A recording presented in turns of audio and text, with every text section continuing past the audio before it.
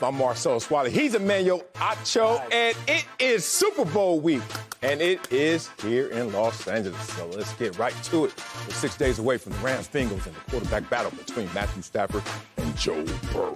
Stafford is making his first Super Bowl appearance after 13 seasons in the league. On the other side, Joe Burrow helped lead the Bengals to their first Super Bowl in 33 years in only his second season. Acho, what's a better story, Matthew Stafford or Joe Burrow winning the Super Bowl? I love this dialogue. For me, both phenomenal stories, but the better story is Joe Burrow winning the Super Bowl. Joe Burrow would be one of 5 players in the history of football to win a national championship, a Heisman Trophy, and a Super Bowl. But beyond that, the reason I'm gravitating towards Joe Burrow and his aspect of the story is he took the hard route to do what Matthew Stafford took the easy route to accomplish. Detroit? Not their fault. But Joe Burrow goes to a 2-14 team as a number 1 overall pick. And remember, Matthew Stafford went to an 0-16 team as a number 1 overall pick. Yes. Both went to terrible teams. Both went to franchises in the midst of a lot of turmoil. One had to leave to get to a Super Bowl, and the other, in 2 years, just simply fought and fought and fought to get the job done. Joe Burrow took the stairs. Matthew Stafford took the elevator. Both got to the same destination, and I will not slight the individual who says, well, Matthew Stafford worked smarter, not harder. I'm not going to slight you, but my preference is Joe Burrow. Sel, as you call yourself the co-host killer, Matthew Stafford is simply a coach killer. Matthew Stafford did not get Jim Schwartz fired. At least he didn't save his job. Matthew Stafford saw Jim Caldwell get fired. Matthew Stafford saw Matt Patricia get fired. Now, obviously, some of those coaches are better than others. But nonetheless, if you are a co-host killer, then Matthew Stafford is surely a coach killer. Meanwhile, Joe Burrow is a coach saver. Zach Taylor was about to be 2 and done. Definitely, potentially 1 and done. 2-14 as a head coach, you ain't got a long leash. 6 wins the next year, but Joe Burrow comes in and leads you to a Super Bowl. Now Zach Taylor will likely be a Coach of the Year candidate going into next year because we slept on him this year. I like how they both got to the top of this mountain. I don't know who will plant the flag at the top of the mountain, but they clearly are both at the top of the mountain. However, my preference is to the individual who saved his coach's life. My preference is to the individual who turned his organization around. My preference is to the individual who made sure everybody else around him in the organization in which he was drafted saw success. He didn't dip to go see success individually. Strong. I saw what you did there, and I'm going to do that a little bit later, which is all of a sudden some negative recruiting. Like, at first you came out just selling me well on the whole Joe Burrow story. But then you started to kind of look at Matthew Stafford and slight him, and we're not going to do that. Oh, we are? Well, now I'm going to have to slight Joe Burrow. But let me first start off by pumping up Matthew Stafford, whose greatness has been well documented. Write it down. 13 years of greatness, but it hasn't been certified. There's a big difference between it being documented and it being certified. You know any artists out there, any recording artists? I know you know one of my boys. What's his name, Toby? You know Toby? Yeah, Toby. He ain't that, what? Okay, yeah, him. Ask him about the difference between being documented, revered, regarded as a tremendous artist, and then all of a sudden it being certified, plaque on the wall, certified, ring on the finger. Matthew Stafford, oh my God, we see it, we know it, we can tell you're selling it out in terms of how you're performing. You are next level. But where the plaque's at? Now we're going to see the plaque versus Joe Burrow. Now it's time to start negative recruiting. You told me that Joe Burrow took the stairs and Matthew Stafford took the elevator. Yes, sir. I saw him. You saw him? Yeah, it's only his second year, so it's only 2 floors on this damn building. Yeah, who wouldn't take the stairs to the second floor? It's not like, I got to take the elevator. Because Matthew Stafford had to go to the 13th floor, 13 years in Detroit. Oh, there ain't even a 13 button on this elevator. What is Matthew Stafford to do? Get off the damn elevator, bro. It's time for me to go out there and show you guys how great I am in terms of not only documentation, but certification. Matthew Stafford will be a better story simply, all jokes aside, is because it will mean more. It would mean more for someone who has everything right there in front of your face, but doesn't have the full respect of what you're seeing. Like, you don't even believe your lying eyes when you see some of the numbers that Matthew Stafford has put up in his career. You look at all of his passing yards and you look at what he's done, top 2 receivers all time in terms of production in a single season. Matthew Stafford's receivers. You see all of the numbers, and you still don't believe your lying eyes because you don't see that certification. This is another reason why it'll be Matthew Stafford a better story. Let's imagine that Matthew Stafford wins this Super Bowl. Matthew Stafford all of a sudden puts himself out of a conversation with Dan Marino, which we keep having, and elevates himself in terms of certification because he's greater than Dan Marino. But if you look at Joe Burrow, if he goes out there and wins the Super Bowl, two things happen. One, wow, what's the encore? How do you follow up that act? And two, looking at NFL history and looking at the resumes of others who have had fast success, sometimes the highlights are behind them for the rest of their career. So I think it's a setup for an interesting story for Burrow, but for Stafford, it certifies who he is. Yeah, it's definitely a potential setup, but let's be real. If Joe Burrow were to win a Super Bowl, it would be the greatest accomplishment we have seen in the NFL since Tom Brady taking over for Drew Bledsoe and the 5-11 Patriots and leading them to a Super Bowl. If Joe Burrow can take a Bengals team that had a collective 21 wins in their previous 4 years, a collective 21 wins in their previous 4 years, and lead that Bengals team to a Super Bowl 2 years after arrival, that is the greatest feat we have seen in the NFL in the last 20 years. Everything Matthew Stafford is doing is worthy of praise. It is worthy of applause. And in about 30 more minutes' time on a different topic, I will sing and highlight those praises. But what Joe Burrow is doing is unheard of. It's unparalleled. It's unmatched. We've never seen anything like it, at least not in the last 2 decades. Typically, Sel, we understand if you get drafted number 1 overall, you're going to struggle. It's not your fault. It's your franchise's fault. Yeah. It's a lot of disarray going on situation. there. Baker Mayfield, as great as he was in college, Heisman winner. Cleveland, bad situation. Oh, but you got a good head coach, Kevin Stefanski. Maybe you're doing something right. Matthew Stafford, as great as you were in Highland Park High School to Georgia, Detroit, terrible situation. The great Peyton Manning, as great as he was, even his first couple years, bad situation. But Joe Burrow, you defied a NFL rule. Now, not a rule, because rules can be changed. You defied a NFL law, a universal law. Number 1 overall picks have a much longer ramp-up period because of where they went. Yeah. You defied a universal NFL law. That, to me, is greater than anything Matthew Stafford can accomplish because Matthew Stafford had his opportunity. It's not that Joe Burrow went up 2 flights of stairs. It's that Joe Burrow sprinted up his stairs and got to the top. Meanwhile, Matthew Stafford in Detroit was walking and trudging along. That is why, to me, it's a very, very simple Joe Burrow. Oh, man. All right, let's go through this little history lesson to prove you wrong, even though, man, you're kind of selling me on how you sound right. Peyton Manning didn't struggle for the first couple of years. Don't do that. First year, they were 3-13. Second year, they were 13-3. Peyton Manning didn't play them games, boy. He gave him a defense, he would have won the Super Bowl, too. All right, here's the thing. Let's talk a little history over here, Acho. Tell me about these players and their careers, and tell me, was that early success, was there an encore act to it? You want to go back to 1969? Me either. No. Joe Cap. Okay, whatever. We leave you alone, brother. Vince Ferragamo, my dog. Rams. Got to show some love there. How did that turn out? Season number 3. How'd that turn out? Okay, we already know Dan Marino's our reference point right there. Did he go back? No, sir. Tony Eason. Jake Delhomme. Remember Jake Delhomme? Remember him? Early. How did that? Colin Kaepernick. How'd that turn out? Russell Wilson's interesting. He can't even get his teammates to appreciate what he did for him. So, Jared Goff. I just listed all the quarterbacks that appeared in the Super Bowl earlier in their careers, year 2, year 3, and then you start to look at the rest of the career.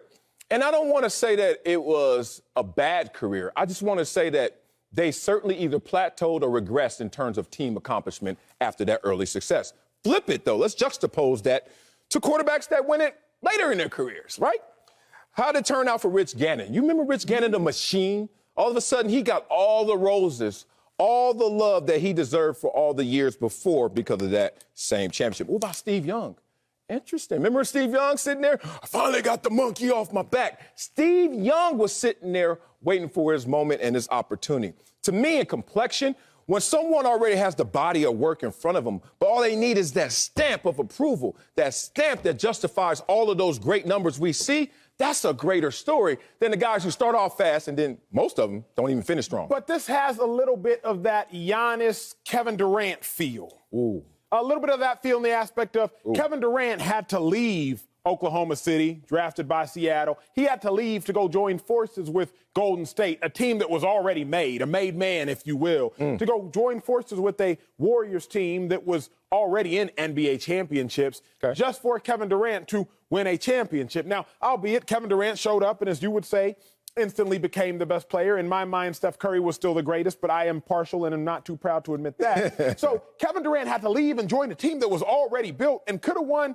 with or without him just to get his. Kevin Durant, that one, that team? That Kevin Durant. The 73-win team that didn't win without him? Sure, I said could have, not did. Oh, the big word. But they could have won with or without him. They were 1-2, 1-1 rather, in NBA championships. A little Chiefs dynasty without him. And 50%. Okay. They were 66% with Kevin Durant. So Kevin Durant gave him a 16% bump. Nonetheless, Giannis, on the other hand, stays in Milwaukee, grinds it out, and brings Milwaukee a title. Both got chips. Clearly now they both have MVPs to their name. Giannis, a couple of them things. So when I look at it, it's just which way do you like it? If you like the fact that KD got his and he got his regardless, so shut up, cool. Yeah. But I'm the kind of guy who's like, wait a second, Giannis, you were the worst rated player on NBA 2K, albeit a video game, but nonetheless, you were the worst rated player on a team that won 15 games your first year there, and now that team is the most winning franchise over the last 3 years in NBA basketball, and you brought that team a chip, and you didn't leave, and you decided to double down and stay there and sign your Supermax there. Now, Joe Burrow has clearly had more instantaneous success than even Giannis has in Milwaukee, but it depends how you like it. I like the guy who rescues an organization, sustains an organization, builds up the organization that he went to, as opposed to the guy who's like, oh, it's already hot over there? Yeah, let me just go see what they got going over there. It was already hot in Los Angeles. The Rams were in the playoffs last year. The Rams were in the Super Bowl 3 years ago. The Rams were in the playoffs the year before that. Matthew Stafford just went into his organization that already had it great and made it greater. Joe Burrow went to a situation that was porous and made it excellent. Yeah, and that was an excellent point right there. It's weird because your points sound amazing until you actually apply them to the players, and then it loses some of its steam. Let's be real. Who would you rather be in terms of legacy, in terms of regard, in terms of who you are in NBA lore? Kevin Durant or Giannis? Kevin Durant right now. Absolutely. Kevin Durant forever, eternity. Like, what do you mean they're trying to insert Kevin Durant in the top 10 conversation of all time. That would never happen for Giannis. And Excuse me, sir? Huh? Giannis is not going to go down as a higher player than Kevin Durant? No. We can do that. NBA, look, this is our last week of football. And then we're going to get we can talk some. Oh, are you kidding me? Kevin Durant went to a team that already had an MVP in Steph Curry, a champion in Steph Curry. And he won 2 finals MVPs. Steph Curry, you got 0. And then the third year, we were going to win it again. But guess what? I get hurt, and that's where that went. I don't want to have that conversation fully right now. Giannis has 2 MVP awards, right? Oh, yeah, I respect. Kevin Durant Joe Burrow is no chump. Matthew Stafford, Matthew Stafford's no chump. All I'm saying is whose legacy really got the bump from that championship? Kevin Durant, because Kevin Durant was walking around here like, I'm probably the best pure scorer the NBA's ever seen. Now I got something on the wall to show y'all it's more than just me. And I think that's what Matthew Stafford, he already has all of the statistics that say that's a Hall of Famer. That's a Hall of Fame career. But what's keeping him a little outside in terms of perception is what's on the wall. And I think that's what's going to matter more for him. Joe Burrow, go put it on the wall for him. Amazing. I just know how the NFL has worked for every other quarterback that they did that for. Not another one has ever went back to that wall and said, here we go. But what is John Elway, maybe? What's more unforeseen? To me, that makes for the better story. The better story for me is something that's more unique, something you rarely have seen or have never seen before, something that you rarely ever seen or you might never see again. A great story cell to me is a story that can't be duplicated. Right? Think about some of your favorite movies, some of my favorite movies, some of your favorite comedy shows, right? Yeah. You will forever say Eddie Murphy is one of your favorites. He might not be a favorite. I don't know if you're a Richard Pryor guy, et cetera. But Eddie Murphy will forever be one of your favorites because Eddie Murphy can't be duplicated. Man. Kevin Hart come up here with all the jokes. I was watching Dave Chappelle comedy stand-up last night. He'd be there with all the jokes. But Eddie, to me, gave you a story that can't be duplicated. In the same breath, Joe Burrow, you will not see another NFL player, at least anytime soon, turn a 2-14 franchise around to the Super Bowl within a 2-year span. Why? Because we've never seen it up to this point. You will not see another NFL player, at least anytime soon, in his second year as a starter, win a Super Bowl. We're assuming Joe Burrow were to win. Even the great Patrick Mahomes, in his second year as a starter, got defeated by Tom Brady. It was his second year in the league, got defeated by Tom Brady. His third year in the league, he won the Super Bowl. So to me, Joe Burrow's story is greater because we've never seen it before and likely we'll never see it again. We've seen a bunch of old heads, if you will, win later in their career. Like you talked about, Rich Gannon, John Elway, Steve Young. We've seen a bunch of old heads go get theirs later on in their career. Yeah. But to see a new cat come do it, that's the story that can't be duplicated, or at least won't be duplicated, and that makes it a better story. It's weird that you say that this can't be duplicated, but Tom Brady did it, and Tom Brady did it at the same rate, same speed, or if faster, because his first year as a starter, he won a Super Bowl. So we've seen that before. You're not going to beat that. Then you say, well, versus a guy who was a castaway or forgotten or not fully respected, and later in his career he wins it. John Elway kind of touches both. He went early in his career, lost. Then he comes back and wins back-to-backs on his way out. So we have seen Joe Burrow's story before. We actually seen a better version of it. If you don't, not like this. Well, why not? Because he didn't go to as bad a situation, Tom Brady. That's where I'm at. Like, what makes Joe Burrow's story so great, Sel, is what you always talk about, the distance traveled. Yeah. He went to such a bad situation. Like a Bengals team, you fear getting drafted by that team. Personalizing it.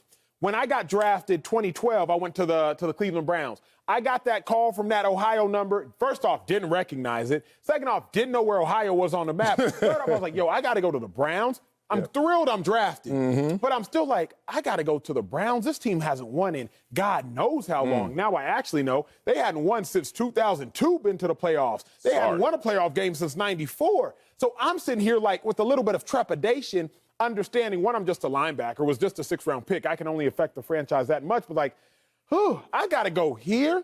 Joe Burrow did that, took that messy of a situation and took him all the way to a title. To a title? Did he get the title? Did he acquire the title? You ever get a house? You got to get the title. It ain't your house until you get the title, okay? You know what this is? Here's another comp for it. If he doesn't win, and I'm not wishing any ill on my man, if he doesn't win, he went to a team that last year, how many wins they have? 4. Bengals? Yeah, 2 wins 2 years ago. 6 last year. Yeah, 6, right? You know who went to a team that only had 4 wins, and then all of a sudden, you look around, they're in the Super Bowl as well? Jimmy G. What about that story? You love that story? You want to see that movie again? Is that Eddie Murphy funny to you? See, that's the point. Like, you keep giving me these comps, and if we just dive into the archives of the cinema, we've seen these acts before, man, in different versions. Wish them both well, but boy, that castaway in Stafford, to me, gets the Oscar.